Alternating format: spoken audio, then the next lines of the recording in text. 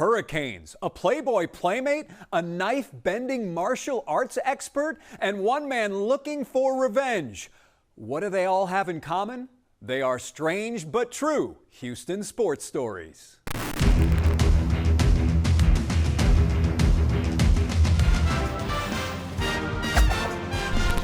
Welcome to the show, highlighting the most bizarre moments in the history of Houston sports.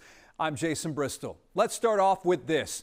An incident from 1979, a judgment call made by the umpires. And when we found the video in our KHOU 11 News archives, we knew it was a strange but true Houston sports story. There's dressing down, dressing up, and in this case, dressing in whatever's available. Taking the field at the Astrodome on July 10, 1979, Houston, Pittsburgh, plus some other guys sporting Astros hats? What? It's the umpires wearing something borrowed and not blue. The crew's luggage never makes it to Houston, forcing the group to improvise. Some are wearing their own clothes, others wearing the same outfits as the Astrodome's concession workers. To me, the most incredible part of all this, though, is the access reporters had back then. Before the game, KHOU 11's Ron Franklin is in the umpires' dressing room with Fred Brocklander, who's having a make-do chest protector assembled. Those are your own pants instead of the regulation pants that you wear. How many baseballs can you get in those pockets? Well, I guess at best we're going to get two, one on each side. Paul Pryor mentions his cap Where's Highland Golf Club? has the logo of a golf course in Pennsylvania. At least I'm not for Houston. I'm in the middle. The game delayed 13 minutes, and when the umpires emerged from the tunnel, upwards of 30,000 fans have a good laugh. Pittsburgh manager Chuck Tanner jokingly placed a Pirates cap on one ump, to even things out. There's no advantage gained, however. The Astros lose 4-3, while the ump's plight is mentioned in newspapers around the country before getting their stuff back. Umpires' uniforms missing is a strange but true Houston sports story. And now, from that same month, July of 1979, roughly 2 weeks after the umpires incident, this. It's what happens when there's a game at home and you're stuck at your home. Credit the Astros, though, for getting creative again. Look, up in the sky. It's a bird. It's a plane. No, it's two Astros on their way to a game? Let's go back to July 26, 1979. Tropical storm Claudette pounds the Houston area with 25 inches of rain or more falling in some parts. But it's dry inside. At the Astrodome, the Astros game against the LA Dodgers is still on. Yeah, but nobody could get to the stadium in the town, I don't think, right? Well, we know one guy who couldn't make it, Enos Cabell. His South Houston neighborhood floods, but Astros GM Tal Smith has a plan. He hires a helicopter. And he said, bring an orange or red blanket or something and wave the blanket so the helicopter see where to land. Helicopter comes to the neighborhood, lands, and I get in my helicopter for the first time, and that thing like this going. We went to the ballpark, me and Cedeno. Their arrival, Enos and Cesar Cedeno, later pictured in newspapers across the country. Yeah, I remember that. Yeah, they couldn't get to the park. And here's another surprise. The attendance that night, the official count, more than 26,800. I'm guessing most came in cars. A helicopter brings two Astros to a game, a strange but true Houston sports story. Yes, Houston's used to bad weather, namely hurricanes. But two at the same time, with both ending up in a courtroom? It's a storm, which to this day still flies under the radar. It's 1978. New to the city, the Houston Hurricane of the North American Soccer League. The club's first win, though, comes off the pitch. Hurricane, the result of a Name the Team contest. But a storm is brewing. Uh-oh. At the same time, Houston has a 2-year-old women's tackle football team, one of the first of its kind, named the Hurricanes. Her, like the pronoun. The Hurricanes claim the hurricane was informed of the Hurricanes before the name Hurricane was chosen by the fans. Whoa, that's a lot. The Hurricane ignores the Hurricane's warning, so the ladies sue. They want the soccer team to change its name. The names will only cause problems with marketing, claims the Hurricanes general manager. So now the size of this storm? It appears in newspapers across North America. One writer suggests the soccer team call itself the Himicane. Another idea? The Hizicanes. Roughly 2 weeks later, a Texas state judge rules in favor of the Hurricane. Officials from the soccer club testified during a 2-day hearing. They made diligent efforts to determine if a conflict existed. The Hurricane had already spent $65,000 in marketing. Still, neither club lasts for long. The women's football team folds a year later in 1979, while the Hurricane shuts down after just 3 seasons. And those women? I remember I was bad. They're still It's like they're stealing from us bothered by what happened. because I thought we were here first. Though this groundbreaking team is now the subject of a documentary. We knew we were up against a brick wall. It might have been a matter of a letter or two, but it was still our name. Hurricane versus Hurricanes will go down as a strange but true Houston sports story. Meet the Gummy Worm Guy, the most popular member of the Rice football program back in 2023. He becomes an internet sensation after being seen handing out gummy worms to players during games to help boost their blood sugar levels. And here's another person tapped to help the Rice program, only he brings a knife to the field and dares others to punch him. How does one deal with an injury bug? Strike it with a judo chop. Let's go back to October 1977. Football practice at Rice University. KHOU 11 News is on the scene as a man without a shirt presses a knife against his throat. Oh my gosh! What's this all about? Rice is getting crushed, not just on the scoreboard, but also by injuries to 2 starting quarterbacks, as well as its top 2 wide receivers and 5 linebackers.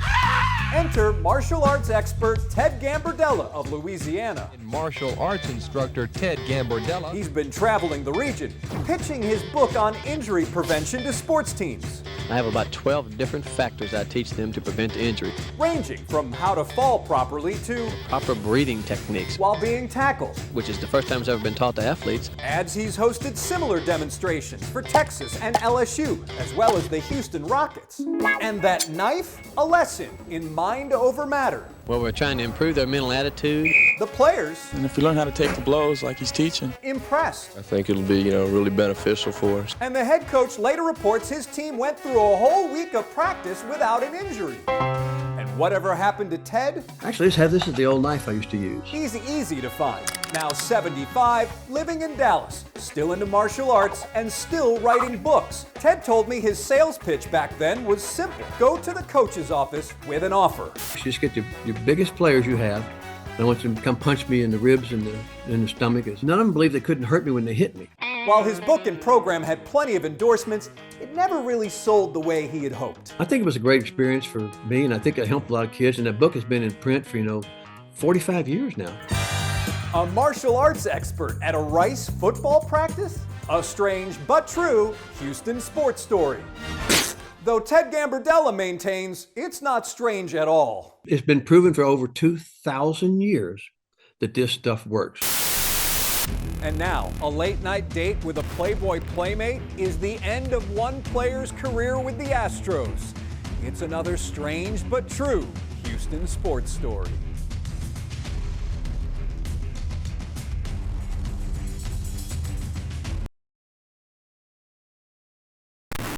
A late-night date with a Playboy playmate is the end of one player's career with the Astros.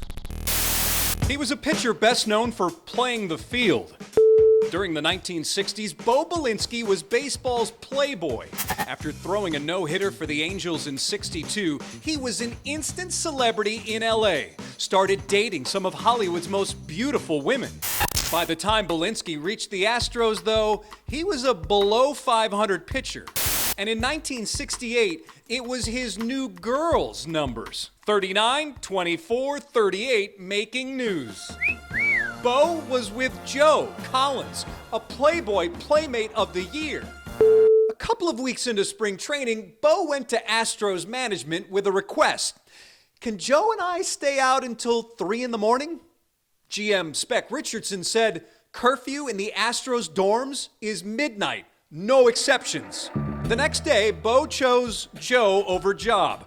Belinsky left the team, and Joe Collins left her nearby hotel. The Astros suspended Belinsky, who claimed that request wasn't for a date, rather he and Joe had to work on some personal problems. No surprise, Bo Belinsky never again pitched for Houston. Still, Bo and Joe later married, then divorced. And that's the tale of the Playmate and the curves which cost this playboy, Bo Belinsky, a spot on the Astros. Another strange but true Houston sports story. Road trips are part of baseball, but this one can be best described as unconventional. It's August 16th, 1992. The Astros are finishing a series in Chicago. Next stop, not Houston. The team is on a 26-game road trip. Really? Yeah. 26 games in 28 days. Wow. The reason? The Astrodome is hosting the Republican National Convention. George H.W. Bush is being nominated for re-election. The RNC also needs time to set up as well. So the Astros packed their trunks in late July and crisscrossed the country, eventually traveling more than 9,000 miles. The team also allows players' wives to come along for part of the trip. Pitcher Pete Harnisch is single. To keep him company, his teammates buy him an inflatable doll. In the end, the Astros go nearly a month without a home game.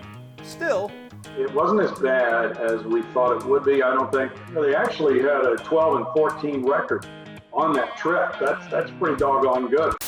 But the experience also brings change. MLB later settles a grievance with the players that no future road trips can last longer than 17 days. I was hoping when I was 50 or 60 years old, I'd take a trip around the U.S. and see the country, infielder Casey Candell said. I didn't plan on it happening while I was playing baseball.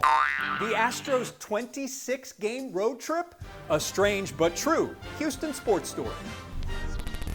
Every college basketball team dreams of making it to the Final Four. Our first here in Houston was way back in 1971. Only it's officially recognized as a Final Two.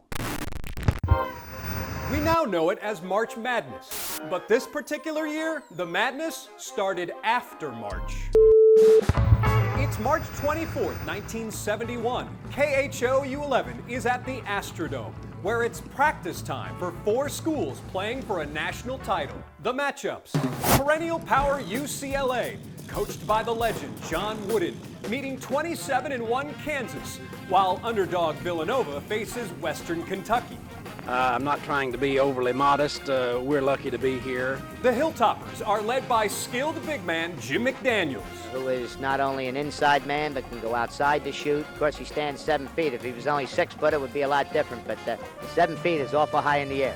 All right, let's cut to the chase. UCLA wins it all, beating Nova in the championship game for its 5th title in a row. Wow. And now, here's where things get strange. There are allegations before the tournament begins that both McDaniels and Villanova star Howard Porter, the tournament's most outstanding player, have signed pro contracts with the ABA, though both deny it. Nope. But it's true. Shh. Oh. Villanova and Western Kentucky later returned their 2nd and 3rd place trophies, respectively, as well as all the money each received from being in the tournament. Vacated is the word the NCAA uses. Still, 2 forfeits within 1 Final Four? It's the first and only time it's ever happened. Decades later, Jim McDaniels admitted he made a mistake. But I was a 20-year-old kid, he said. Howard Porter professed when he signed, he had no idea his team was capable of making it to the Final Four. He never received his Most Outstanding Player trophy either. There was no presentation after the game. That tells me the NCAA knew exactly what it was going to do next. They knew before the tournament began, but they wanted to put those 35,000 fans or whatever into the Astrodome first. Then they moved. And there you have it, 2 Final Four forfeits. A strange but true Houston sports story.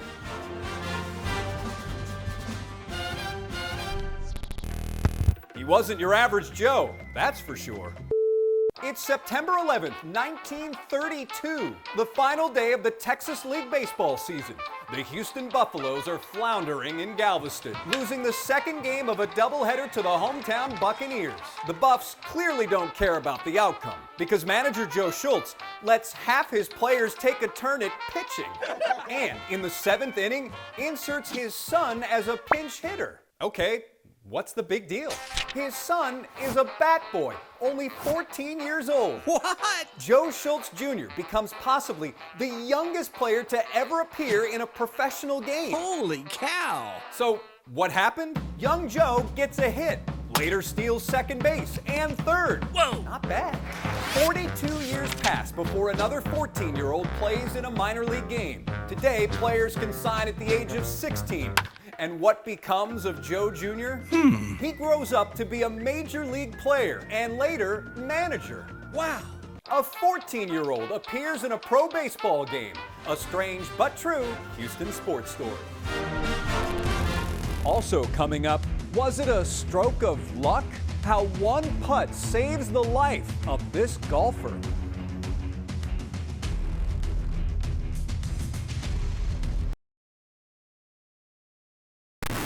He once won the U.S. Open, but here's his most important round of golf, which ends up saving his life. How can an athlete finish in 62nd place and believe he hit the jackpot? Well, here's how. It's May 1968. Golfer Ken Venturi arrives at the Houston Champions International Tournament in a funk. He's playing so poorly, he figures he's not even going to make it to the weekend. So he books a flight out of Houston for Friday afternoon. Venturi, though, plays better than expected, knocking in a birdie on his final hole of the second round to qualify for Saturday and Sunday. With no reason to head home, he skips that flight, which later crashes on its way to Dallas, killing everyone on board. When I found out Saturday morning about the crash, I was pretty well shook up, Ken recalled. And yes, Ken's final 2 rounds at the Houston Champions weren't very good. He tied for 62nd place and did not earn a dime. But just making the cut turned out to be the biggest jackpot I've ever won. My life. Ken Venturi makes the cut, saving his life. A strange but true Houston sports story. It's the minor league team with a major league problem. So bad, it's kicked out of its league. Not a surprise, though. It had been skating on thin ice. It's simple. You failed a show, and it's time to go. Let's go back to January 1981, and the hockey team in Houston is the Apollos of the Central Hockey League. While the players accumulate bruises, the franchise is bleeding money. Attendance at home, poor. And road trips? At one point, the Apollos are delayed at the airport because the airline refuses to sell the team tickets on credit. One of the owners jumps in, uses his personal credit card instead. It was expired, reportedly. And with 4 games left, the team doesn't show up at all for a game in Birmingham, Alabama. Yup, didn't show up. Within hours, the league boots the Apollos, ordering the team to cease and desist operations from henceforth and evermore. Whoa! Listen, the Apollos weren't coming back anyhow. The team was $500 to $600 grand in debt. The Apollos kicked out of their league after not showing up for a game. It's a strange but true Houston sports story. And in football, making roster cuts is hard. But when the player comes back for this kind of revenge, it's a strange but true Houston sports story.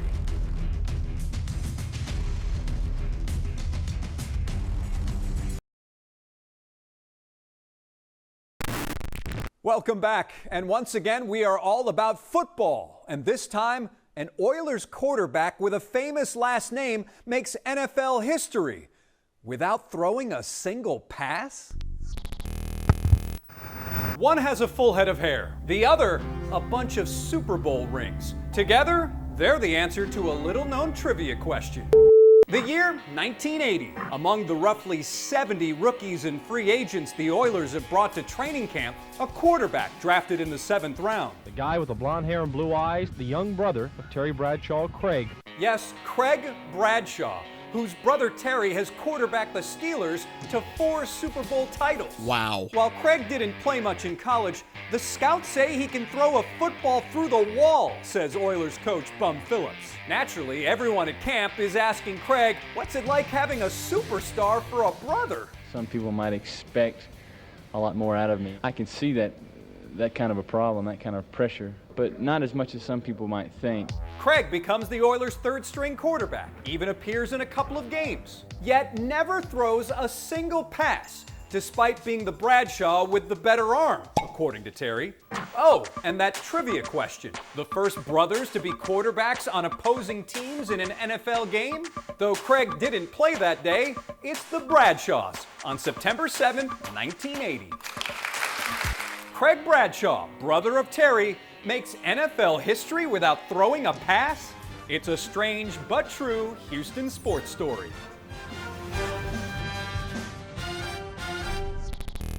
And as we all know, there's not enough spots for everyone on a team. But when does releasing a player become dangerous? It's a strange but true Houston sports story. Scouts, they are the unsung heroes of any franchise, especially in this case. The date, November 26, 1968. A receiver named Charles Lockhart walks into the office of Houston Oilers general manager Don Klosterman and asks, "Where's my money?" Uh-oh. Before we move on, you should know this. Charles Lockhart suffered a shoulder injury during training camp and was released after the injury had healed. But Lockhart claims he is still unable to play football. Now, back to Don Klosterman's office. Lockhart is adamant the Oilers owe him $13,000. After a long discussion, he's tired of talking. Pulls out a loaded pistol and points it within 3 feet of Klosterman's face. In the room as well, a scout named Tom Williams. He lunges at Lockhart and wrestles the gun away. Lockhart is later arrested. But his version? He handed over the gun, and Klosterman knew I wasn't going to shoot him. 3 months later, Charles Lockhart is sentenced to 90 days in jail for carrying a pistol.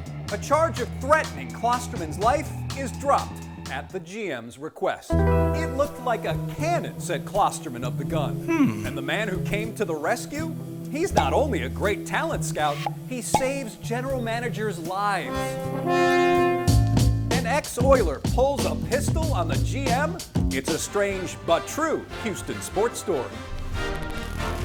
And there you have it, some of the most bizarre moments in the history of Houston sports. Have an idea for us? Well, email me. But here's the only criteria. It has to be strange but true.